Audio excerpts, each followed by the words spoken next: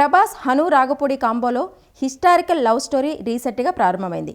ఈ మూవీలో ప్రభాస్ పక్కన హీరోయిన్గా కొత్తమ్మాయి అనగానే సినీ లవర్స్ దగ్గర నుంచి సోషల్ మీడియా వరకు అందరి ఫోకస్ ప్రస్తుతం ఇమాన్వి ఇస్మాయిల్ పైనే ఉంది.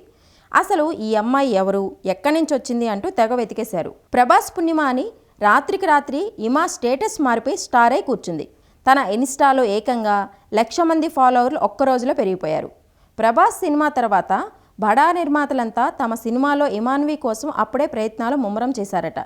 అయితే మైత్రి మూవీ మేకర్స్ మాత్రం తమ సంస్థలో 3 సినిమాలు చేసేంత వరకు ఇతర సినిమాలు ఒప్పుకోకూడదని కండిషన్ పెట్టిందట.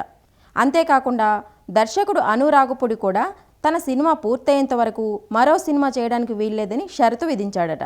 అందుకే బిజీ కథానాయకులను పక్కన పెట్టి ఇమాన్విని తీసుకున్నారట అను. హీరోయిన్గా తొలి మూవీనే ప్రభాస్తో చేసే అవకాశాన్ని దక్కించుకున్న ఇమాన్వి ప్రస్తుతం టాలీవుడ్లో టాక్ ఆఫ్ ది ఇండస్ట్రీగా మారింది.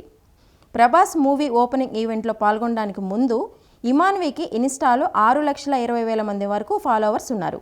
ఓపెనింగ్ ఈవెంట్లో ప్రభాస్తో ఇమాన్వి దిగిన ఫోటోలు వైరల్ అయ్యాయి.